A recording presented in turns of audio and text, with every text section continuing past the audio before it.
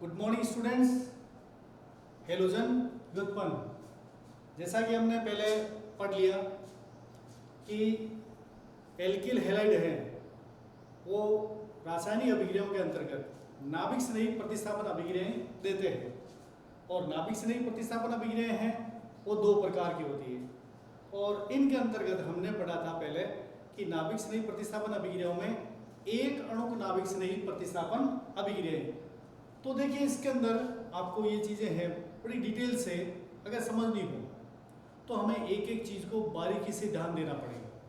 तो हम इसी चैप्टर के अंतर्गत एक अणुक नाभिक स्नेही प्रतिस्थापन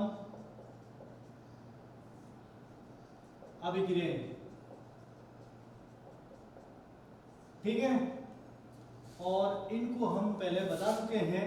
इन अभिक्रियाओं को कहते हैं SN1 अभिक्रियाएं। तो एक अणुक नाभिक स्नेही प्रतिस्थापन अभिक्रियाओं के बारे में हमने विस्तार से पढ़ लिया। अब कल हमने जैसे पढ़ा था कि तृतीयक एल्किल हैलाइड वो नाभिक स्नेही प्रतिस्थापन अभिक्रियाएं देते हैं, अर्थात वो तृतीयक एल्किल हैलाइड SN1 अभिक्रियाओं के प्रति ज्यादा क्रियाशील होते हैं, ठीक है। और प्राथमिक एल्किल हैलाइड है वो SN1 अभिक्रियाओं के प्रति कम क्रियाशील होते हैं। फिर उसमें हमने पढ़ा था कि एलिलिक हैलाइड है, एलिलिक हैलाइड प्राथमिक एल्किल हैलाइड होते हैं, फिर भी वो SN1 अभिक्रियाओं के प्रति अधिक क्रियाशील होते हैं। उसका कारण हमने पढ़ा था कि ऐसा क्यों, क्योंकि उसके अंदर जो कार्बोकेटाइन बनता है उसमें अनुनाद होता है और अनुनाद के द्वारा उसमें स्थायित्व आ जाता है और अधिक स्थायित्व कार्बोकेटाइन होता है तो वो नाभिक स्नेही प्रतिस्थापन अभिक्रियाओं में या अर्थात SN1 एक अणु इन अभिक्रियाओं के प्रति वो अधिक क्रियाशील होते हैं। अब हम देखते हैं दूसरे प्रकार में, अगर हम चलते हैं बेंजीलिक हैलाइड।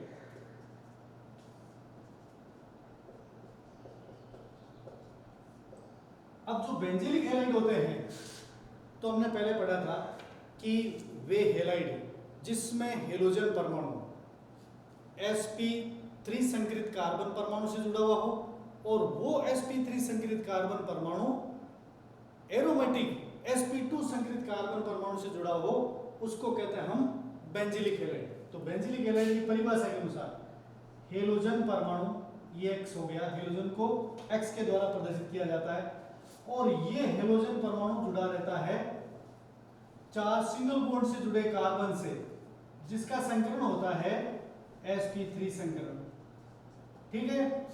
अब ये sp3 संकरित कार्बन परमाणु है वो जुड़ा रहता है एरोमेटिक sp2 संकरित कार्बन परमाणु से।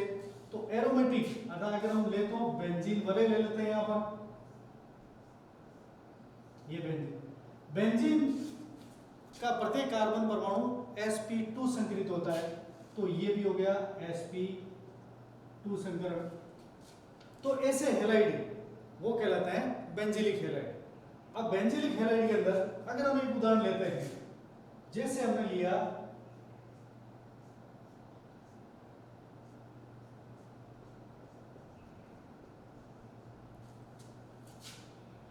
इसका नाम हो गया बेंजील क्लोराइड। अब बेंजील क्लोराइड है ये किस प्रकार का हैलाइड है? ये प्राथमिक एल्किल हैलाइड है। क्यों हुआ? क्योंकि हेलोजन परमाणु है प्राथमिक कार्बन से जुड़ा हुआ है और प्राथमिक कार्बन है, इस कारण से बेंजील हैलाइड है वो प्राथमिक हैलाइड हो गया। अब प्राथमिक हैलाइड से जो कार्बोकेटाइन बनेगा वो भी क्या होगा? प्राथमिक कार्बोकेटाइन होगा। तो अब इसमें से यदि ये Cl हेलोजन परमाणु अगर इलेक्ट्रॉन युग्म लेकर के पृथक हो जाता है, तो अगर सहसंयोजक बंध के दोनों इलेक्ट्रॉन Cl पर आ गए, Cl ने ले लिए, तो इस Cl पर आ जाएगा ऋणावेश और इस कार्बन पर आ जाएगा धनावेश। तो ये बन गया कार्बोकेटाइन और ये बन गया हेलाइड क्लोराइड आयन, जिसको हम अवशिष्ट समूह भी कह सकते हैं। अब ये जो प्राथमिक कार्बोकेटाइन बना, ठीक है, तो ये प्राथमिक कार्ब धनायन या कार्बोकेटाइन भी कह सकते हैं। अब क्या होता है कि ये प्राथमिक कार्ब धनायन है, तो प्राथमिक कार्बोकेटाइन का स्थायित्व होता है कम, किसमें, जब वो एलिफेटिक हो। अगर वो एरोमेटिक में इस तरह से रहे जिसमें हम बेंजील क्लोराइड से बना हुआ, तो इस कार्बोकेटाइन में क्या होता है, अनुनाद होता है, और अनुनाद के कारण इस कार्बोकेटाइन अर्थात कार्ब धनायन का स्थायित्व बढ़ जाता है। और जब कार्ब धनायन का स्थायित्व बढ़ेगा तो ये प्राथमिक कार्बोकेटाइन होते हुए भी SN1 अभिक्रियाओं के प्रति अधिक क्रियाशील रहेगा। तो अब इसमें अनुनाद कैसे होता है वो देखते हैं।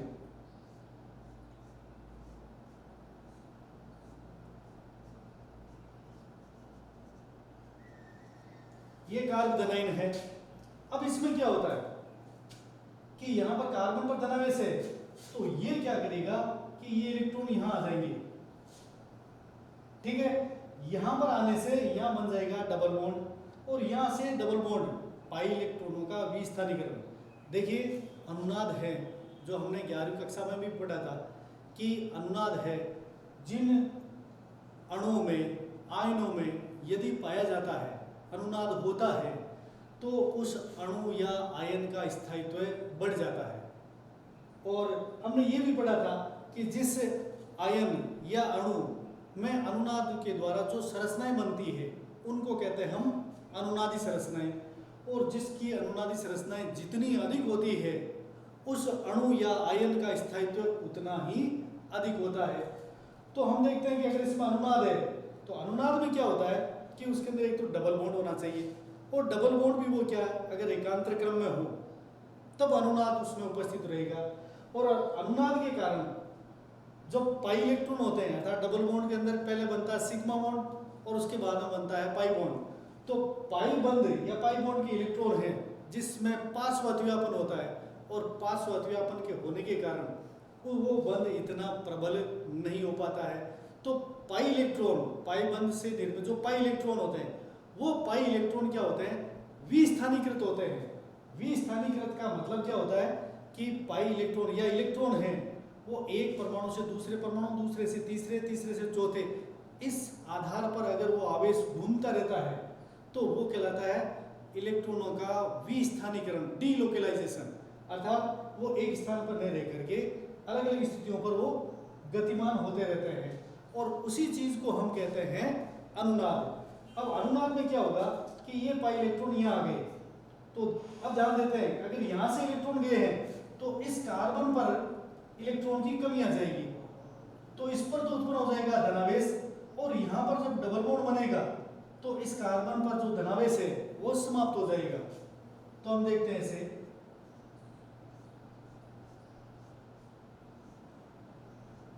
अगर हम इसी स्थिति में देखें ये इलेक्ट्रॉन यहाँ आ रहे हैं तो ये बन गया डबल बॉन्ड, और यहाँ पर जो धनावेश है इलेक्ट्रॉन आ गए इस कार्बन पर, तो ये धनावेश क्या हो गया, समाप्त। तो ये हो गया CH2। यहाँ से इलेक्ट्रॉन यहाँ पर आ गए डबल बॉन्ड बनाने का काम है, तो इस कार्बन पर इलेक्ट्रॉन की कमी हो गई, और जहां पर इलेक्ट्रॉन की कमी होती है वहां पर धनावेश उत्पन्न हो जाता है, और जहां पर इलेक्ट्रॉन की वृद्धि होती है वहां ऋणावेश उत्पन्न हो जाता है। और यदि पहले से ही धनावेश है तो क्या होगा, इलेक्ट्रॉन आएंगे तो पहले धनावेश समाप्त होगा, और उसके बाद में यदि इलेक्ट्रॉन आते हैं तो उसके बाद में उस पर ऋणावेश होता है। तो यहाँ पर कार्बन पर धनावेश है तो इलेक्ट्रॉन यहाँ विस्थानीकरण होते ही या डबल बॉन्ड बनेगा, तो यहाँ इलेक्ट्रॉन आ गए तो ये धनावेश क्या हो गया, समाप्त हो गया, और इस कार्बन पर इलेक्ट्रॉन की क्या हो गई, कमी हो गई, और कमी होने से इस कार्बन पर क्या आ गया, धनावेश, और ये दोनों बंध हैं यथावत रह जाएंगे। अगली स्थिति के लिए जो ये मुड़े हुए तीर का निशान लगाते हैं हम, ये इलेक्ट्रॉनों के दिशा को, स्थानांतरण को, विस्थानीकरण को बताते हैं कि ये तीर का निशान ये बताता है कि ये इलेक्ट्रॉन यहाँ से यहाँ पर स्थानांतरित हो रहे हैं। तो अब जैसे इस स्थिति में देखें तो अनुनादी संरचनाओं का एक नियम होता है कि हमें इलेक्ट्रॉन कौन से परमाणु से कहाँ पर वो जा रहे हैं इलेक्ट्रॉन, उसकी स्थिति को, दिशा को दर्शाने के लिए हमें मुड़े हुए तीर, फिश हुक, इसके द्वारा प्रदर्शित किया जाता है। तो अब इस संरचना में क्या होगा, ये पाई इलेक्ट्रॉन है वो आएंगे यहाँ पर, तो यहाँ पर आएंगे तो ये यहाँ पर डबल बॉन्ड बना लेगा, और यहाँ पर जब डबल बॉन्ड बनेगा तो ये धनावेश क्या हो जाएगा, समाप्त हो जाएगा। क्यों, यहाँ पर इलेक्ट्रॉन आ गए तो पहले धनावेश समाप्त हो गया, और यहाँ पर इस कार्बन पर इलेक्ट्रॉन की क्या हो गई, कमी हो गई, और कमी होने से यहाँ पर क्या उत्पन्न हो जाएगा, धनावेश उत्पन्न हो जाएगा। तो अब हम अगली स्ट्रक्चर के अंदर देखते हैं कि ये तो डबल बॉन्ड CH2 रह गया यथा। अब ध्यान देना, यहाँ से इलेक्ट्रॉन इस कार्बन पर आ रहे हैं तो यहाँ पर क्या हो गया, डबल बॉन्ड, और इस कार्बन पर धनावेश उत्पन्न हो जाएगा। क्यों, यहाँ पर इलेक्ट्रॉन की हो गई कमी, ठीक है, और ये बंध है यथावत रह जाएगा। अब हम अगली स्थिति में देखते हैं। अब इसमें क्या होगा, इस कार्बन पर यहाँ पर ये इलेक्ट्रॉन आ जाएंगे विस्थानीकृत होकर के, तो यहाँ पर बन जाएगा डबल बॉन्ड, और ये डबल बॉन्ड टूटेगा तो इस कार्बन पर उत्पन्न हो जाएगा धनावेश। क्यों, यहाँ पर इलेक्ट्रॉन की हो गई कमी। तो अगली स्थिति में क्या होगा वो ध्यान देना, तो ये तो डबल बॉन्ड CH2 रह गया और ये बंध यथावत रह गया। अब क्या होगा, ये इलेक्ट्रॉन है ये यहाँ पर आ जाएंगे और यहाँ पर डबल बॉन्ड बना देंगे, और यहाँ पर इलेक्ट्रॉन की क्या हो गई, कमी, तो इस पर क्या आ गया, धनावेश आ गया, ठीक है। और इसके बाद में अगली स्थिति में क्या होगा कि ये इलेक्ट्रॉन है ये यहाँ पर आ जाएंगे, तो यहाँ पर क्या बन जाएगा, डबल बॉन्ड, और यहाँ पर क्या हो जाएगा, सिंगल बॉन्ड। तो इस कार्बन पर क्या हो जाएगी, इलेक्ट्रॉन की पुनः कमी हो जाएगी, और कमी होने से इस पर क्या आ जाएगा, धनावेश आ जाएगा। तो हम देखते हैं ये से CH2 और ये, अब ध्यान देना यहाँ के इलेक्ट्रॉन वापस यहाँ पर आ जाएंगे, तो ये बन गया डबल बॉन्ड, और यहाँ डबल बॉन्ड बनते ही इस कार्बन पर क्या हो गया, इलेक्ट्रॉन की कमी आ गई, और कमी आने से इस पर कार्बन पर धनावेश उत्पन्न हो जाता है। इस प्रकार से बेंजील क्लोराइड अर्थात बेंजीलिक हैलाइड है, बेंजीलिक हैलाइड से जो कार्बोधनाइन बनता है होता वो प्राथमिक कार्बोधनाइन है। प्राथमिक क्यों है वो हम और आगे बता दूंगा, लेकिन इस यहाँ पर ध्यान देना, ये धनावेशित कार्बन इस एक कार्बन से ही जुड़ा हुआ है, इसलिए ये प्राथमिक कार्बोधनाइन या प्राथमिक कार्बोकेटाइन कहलाता है। प्राथमिक कार्बोकेटाइन है वो SN1 के प्रति कम क्रियाशील होते हैं क्योंकि इसका स्थायित्व कम होता है, लेकिन अगर वो एरोमेटिक में आ जाए बेंजीलिक हैलाइड से, बेंजील क्लोराइड से ये बन गया कार्बोधनाइन, तो इस कार्बोधनाइन में क्या होता है, अनुनाद होता है। तो अनुनाद के कारण इस कार्बोधनाइन का स्थायित्व बढ़ जाता है, और स्थायित्व बढ़ने के कारण ये बेंजील क्लोराइड अर्थात बेंजीलिक हैलाइड है वो SN1 अभिक्रियाओं के प्रति अधिक क्रियाशील होते हैं। तो इस प्रकार से हम एक अणु का अर्थात SN1 अभिक्रियाएं हैं इसके बारे में हमने पढ़ लिया। अब कई चीजें दिमाग में ये आती है कि आखिर ये कार्बोकेटाइन क्या चीज़ है, इनका स्थायित्व कैसे बढ़ता है, ये 11वीं कक्षा की चीज़ें हैं। फिर भी मैं यहाँ पर आपको एक बार रिपीट कर दूंगा कि ये कार्बोधनाइन है किस प्रकार से बनते हैं, उनका स्थायित्व कैसे कैसे बढ़ता है। अगर प्राथमिक में भी अलग अलग प्रकार के हों तो उन कार्बोधनाइन कार्बोकेटाइन इनका स्थायित्व किस प्रकार से बढ़ेगा, और द्वितीयक तृतीयक ये अगर अलग अलग प्रकार के हों तो हमें उन चीज़ों के आधार पर यहाँ पर समझना है कि अगर वो प्राथमिक या तृतीयक या द्वितीयक कोई सा भी हो उनमें भी उनका स्थायित्व किस क्रम में बढ़ता है, इसके बारे में मैं अगले टॉपिक में बताऊंगा।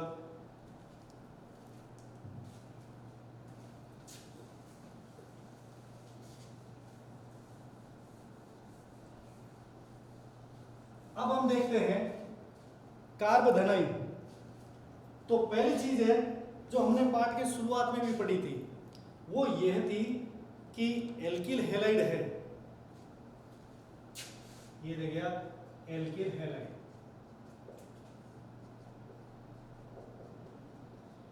इनको हम हेलो एल्केन भी कहते हैं, ये सामान्य नाम है और ये आईपीसी नेम है, कॉमन नेम है ये। तो अब इसमें एल्किल हैलाइड है, वो हमने पढ़ा था कि यदि हम ये RH ये एल्केन है, इसका यदि हमने हाइड्रोजन हटा दिया तो ये R समूह बन गया और ये समूह कहलाता है एल्किल। ठीक है, इस एल्किल समूह के अंदर यदि हम हेलोजन जोड़ दें, यहां पर हेलोजन FCl Br I आवास में वर्ग 17 के तत्व हैं, उनको हेलोजन कहा जाता है और उनको हम प्रदर्शित करते हैं कैपिटल X के द्वारा। तो यहाँ पर है, अगर हम एल्केन का हाइड्रोजन हटा दिया, एल्किल समूह बन गया, एल्किल समूह के अंदर हमने हेलोजन परमाणु जोड़ दिया तो ये बन गया RX, ये बन गया एल्किल हैलाइड। ठीक है, अब ये चीज होती है कि एल्किल हैलाइड से जो एल्किल समूह बनता है, एल्केन से एल्किल समूह बनेगा, तो इसमें एल्केन से एल्किल समूह बनाने के लिए क्या करना पड़ता है कि एल्केन का एक हाइड्रोजन परमाणु हम हटा देते हैं, जैसे C single bond H single bond H single bond H single bond H, ये है मेथेन। अब यदि हम मेथेन का कोई भी एक हाइड्रोजन परमाणु हटा देते हैं तो देखिए H single bond C single bond H single bond H और ये छोड़ एक हाइड्रोजन हटा दिया तो मेथेन से अर्थात एल्केन से क्या बनता है एल्किल, तो मेथेन से बनेगा मेथिल, तो ये समूह बन गया मेथिल। एल्केन का हाइड्रोजन हटाओ तो समूह प्राप्त होता है एल्किल और एल्केन के अंदर हमने पहला सदस्य लिया मेथेन, मेथेन का हाइड्रोजन हटा दिया हमने तो ये बन गया मेथिल समूह। अब ठीक है, अब मेथिल समूह है ये होता है एल्किल और एल्किल समूह को प्रदर्शित किया जाता है R के द्वारा। ठीक है, अब ये जो R है वो एल्किल समूह कहलाता है और एल्किल समूह में ये रहता है कि केवल उसमें कार्बन और हाइड्रोजन ही रहेंगे। अब जो एल्किल समूह है ये कैसे होते हैं, अगर हम जैसे SN1 अभिनय पढ़ रहे हैं तो इसमें हम प्राथमिक द्वितीयक तृतीयक कार्बोकेटाइन बार बार इसका वर्णन पढ़ रहे थे, तो अब ये होते किस तरह से कार्बोकेटाइन है वो बनते हैं। अब ध्यान देना, हमें पढ़ना है एक बात थोड़ा ध्यान देने के लिए, कार्बोधनायन जिसको हम कार्बोकेटायन या कार्बोनियम आयन भी कहते हैं। अब ये बनते कैसे हैं, हमें उदाहरण लेना है, वही एल्किल हैलाइड पढ़ रहे हैं तो एल्किल हैलाइड से लेना है। तो अब इसमें क्या रहेगा कि जैसे R सिंगल बॉन्ड X ये एल्किल हैलाइड है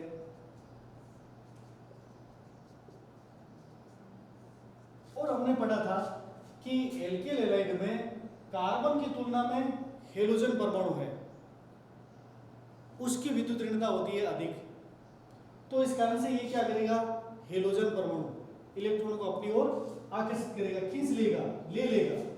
तो लेने से क्या हुआ कि R है एल्किल समूह है, इस पर तो आ गया धनावेश और हेलोजन परमाणु है जो इलेक्ट्रॉन लेकर के निकला है तो उस पर आ गया ऋणावेश। तो ये तो बन गया कार्बोधनायन या कार्बोकेटाइन और ये बन गया हैलाइड आयन। ठीक है, अब ये कार्बोधनायन है, अगर हम प्राथमिक एल्किल हैलाइड लेते हैं और प्राथमिक एल्किल हैलाइड के अंदर अब कौन कौन से प्राथमिक एल्किल हैलाइड लेंगे जिससे कि कार्बोधनायन है वो कौन कौन से बन सकते हैं। अगर हम उदाहरण में लेते हैं, पहली चीज यहां ध्यान दीजिए, जैसे CH3Cl, अब कि हमें प्राथमिक द्वितीयक तृतीयक है इनका एक निर्धारण करना, तो ये प्राथमिक एल्किल हैलाइड है। अब हमें पता कैसे चलेगा कि ये प्राथमिक है, तो हमें इसके लिए क्या करना पड़ेगा कि हम एक एल्केन का ऐसा सूत्र लेते हैं जिसके अंदर ये बताइए सब प्रकार के कार्बन रहेंगे, जैसे CH3 C single bond CH3 single bond H single bond C single bond CH3 single bond CH3 single bond CH2 single bond CH3, ये कार्बनिक यौगिक है। तो इसको हमने और थोड़ा स्ट्रक्चर बना दी इसकी, ठीक है। अब प्राथमिक द्वितीयक तृतीयक, इसके अंदर सभी प्रकार के कार्बन परमाणु।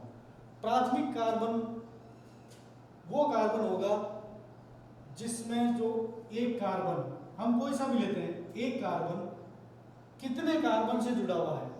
अगर वो एक कार्बन से जुड़ा हुआ है तो प्राथमिक कार्बन कहलाएगा, और यदि वो कार्बन दो कार्बन से जुड़ा हुआ, अन्य दो कार्बन से जुड़ा हुआ रहेगा तो वो द्वितीयक कहलाएगा, और यदि वो कार्बन तीन अन्य कार्बन परमाणु से जुड़ा हुआ रहेगा तो वो तृतीयक कार्बन परमाणु कहलाएगा। अब जैसे हम यहाँ पर देखते हैं कि ये कार्बन परमाणु है, तीन हाइड्रोजन से जुड़ा हुआ है और एक कार्बन से जुड़ा हुआ है, तो ये कार्बन परमाणु एक कार्बन परमाणु से जुड़ा हुआ है, तो ये कार्बन परमाणु कहलाएगा प्राथमिक कार्बन परमाणु।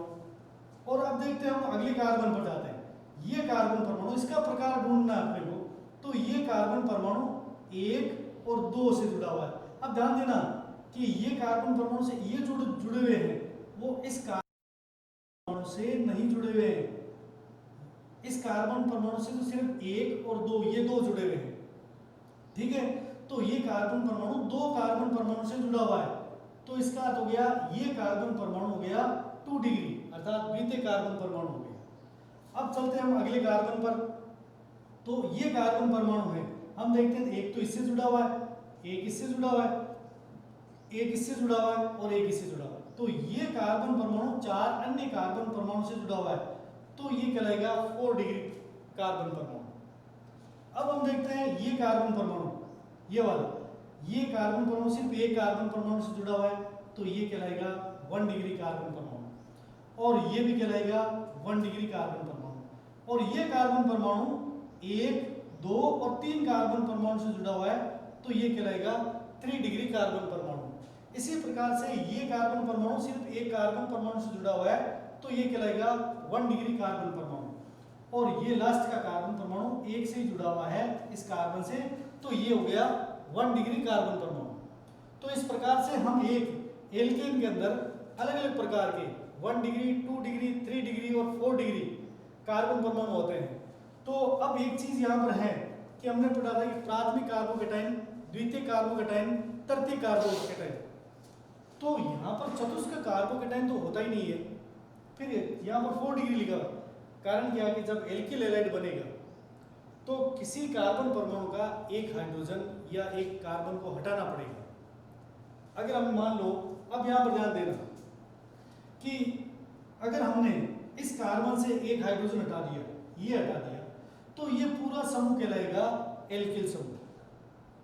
तो एल्केन से क्या बन गया, अब एल्किल समूह बन गया। अब एल्किल समूह के अंदर कौन सा कार्बन है जिसकी संयोजकता पूरी नहीं है, तो हम देखते हैं कि इस कार्बन की संयोजकता पूरी नहीं है, तो इसका मतलब है कि इसकी पूरी नहीं है। तो ये कार्बन परमाणु कितने कार्बन से जुड़ा हुआ है, सिर्फ एक से, तो ये जो पूरा समूह बनेगा, ये पूरा, ये 1 डिग्री एल्किल समूह बन गया, ठीक है।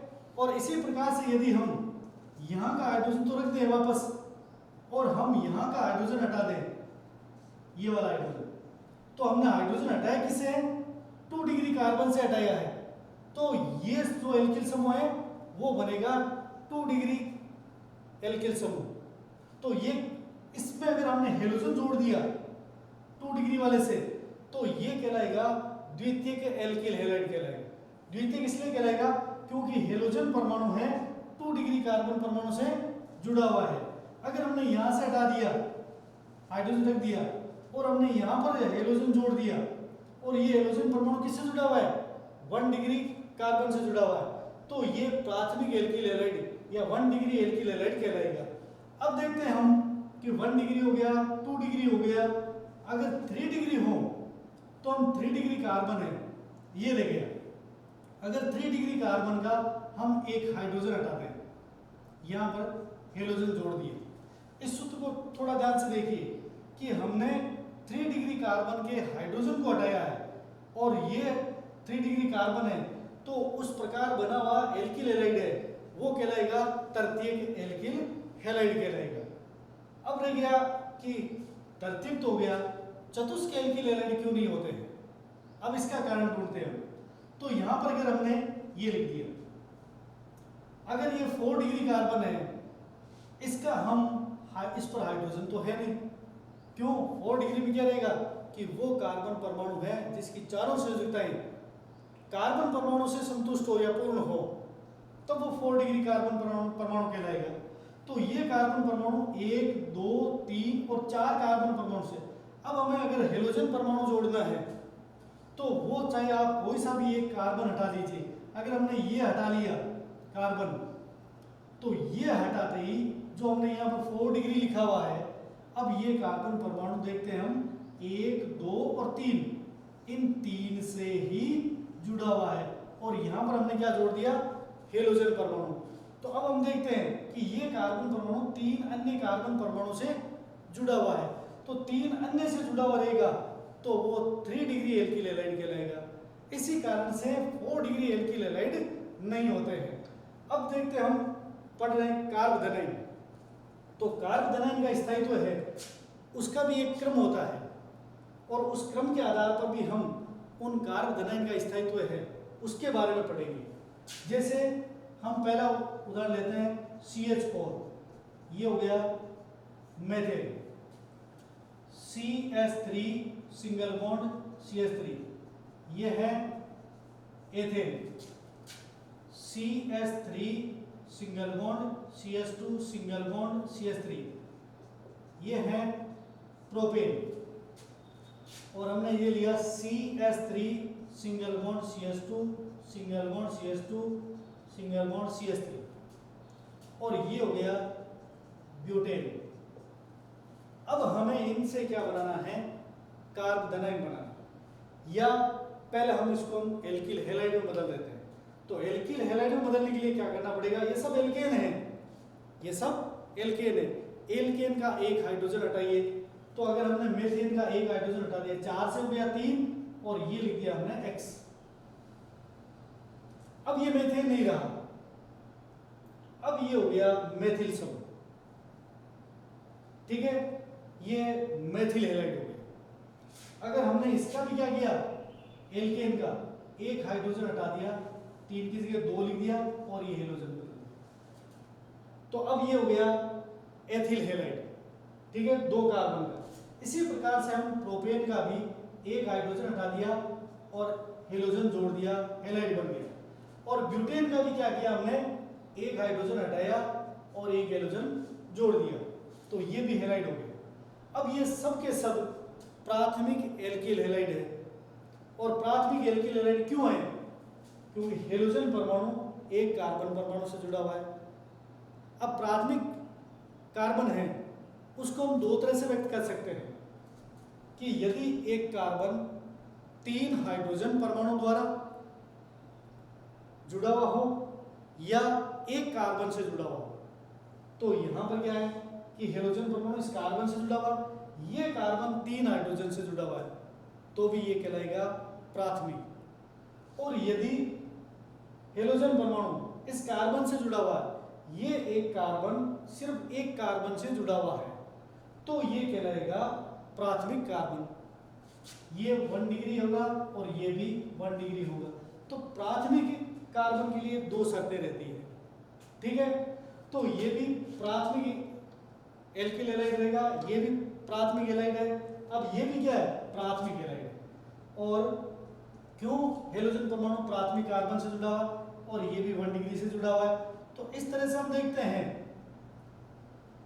कि जब प्राथमिक एल्किल हैलाइड है उसमें जो कार्बोधनाइन बनेंगे, तो इसमें अगर हेलोजन, इसमें से हेलोजन, इसमें से हेलोजन, इसमें से हेलोजन, अगर ये हटते हैं, इलेक्ट्रॉन लेकर के निकल जाते हैं, तो अब इसमें क्या होगा कि ये बनेगा CH3 कार्बोधनाइन और ये बन जाएगा CH3 सिंगल बॉन्ड CH2 कार्बोधनाइन, ये बन गया CH3 single bond CH2 single bond CH2 कार्बोधनाइन, और इसमें भी बन गया CH3 single bond CH2 single bond CH2 single bond CH2 कार्बोधनाइन, ठीक है।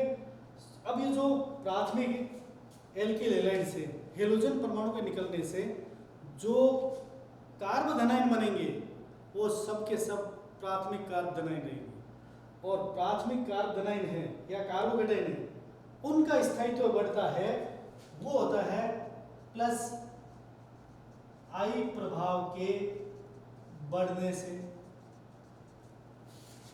प्लस आई इंडक्टिव इफेक्ट, प्रेरणिक प्रभाव। अब क्या होता है कि जैसे जैसे प्लस आई प्रभाव बढ़ेगा कार्बोधनाइन का स्थायित्व बढ़ेगा। अब जैसे प्लस आई प्रभाव वाले समूह कौन से होते हैं, यही होता है एल्किल समूह। जैसे जैसे कार्बन परमाणु की संख्या बढ़ेगी प्लस आई प्रभाव बढ़ेगा, प्लस आई प्रभाव बढ़ेगा तो कार्बोधनाइन का स्थायित्व बढ़ेगा। अब प्लस आई प्रभाव से कार्बोधनाइन का स्थायित्व क्यों बढ़ता है, जो हमने 11वीं कक्षा में पढ़ा था। जैसे हमने देखा कि CH3 single bond CH2 single bond CH2 single bond CH2 और ये धनावेशित कार्बन है। इस उदाहरण पर ध्यान दीजिए। अब ये जो समूह होते हैं एल्किल कार्बन परमाणु समूह, ये क्या करते हैं, इलेक्ट्रॉनों को धकेलते हैं और धकेलते हैं तो इलेक्ट्रॉन धीरे धीरे किसकी ओर बढ़ेगा, इस धनावेशित कार्बन की ओर बढ़ेगा। जब धनावेश की ओर इलेक्ट्रॉन बढ़ेंगे तो इलेक्ट्रॉन पर आवेश क्या होता है, ऋण आवेश होता है। तो ऋणावेश बढ़ने से धनावेश में कमी आ जाती है, ठीक है। तो जैसे जैसे इस पर धनावेश घटता जाएगा वैसे वैसे कार्बोकेटाइन का स्थायित्व बढ़ता जाएगा।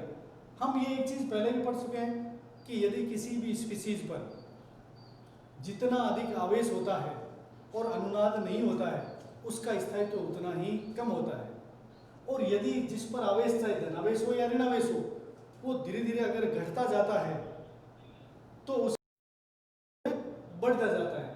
तो इसी तरह से हम देखते हैं कि कार्बन परमाणु बढ़ने से प्लस आई प्रभाव बढ़ता है, प्लस आई प्रभाव बढ़ने से धनावेशित कार्बन पर धनावेश की मात्रा धीरे धीरे घटती जाती है और धनावेश की मात्रा घटने से उसका स्थायित्व बढ़ता जाता है। तो हम देखते हैं इसमें एक कार्बन, इसमें 2, इसमें 3 और इसमें हो गए 4। तो ये हो गया कार्बोधनाइन का स्थायित्व का बढ़ता क्रम, ठीक है। तो प्राथमिक एल्किल हैलाइड में जो कार्बोकेटाइन बनते हैं उसमें जैसे जैसे कार्बन बढ़ते जाएंगे वैसे वैसे कार्बोधनाइन का स्थायित्व बढ़ता जाएगा, ठीक है। इसी के अंतर्गत हम कल पढ़ेंगे SN2 अभिक्रियाएं अर्थात द्विअणुक नाभिक स्नेही प्रतिस्थापन अभिक्रियाएं, ठीक है। इसमें कोई भी समस्या हो आप जरूर कमेंट बॉक्स में लिखें। धन्यवाद।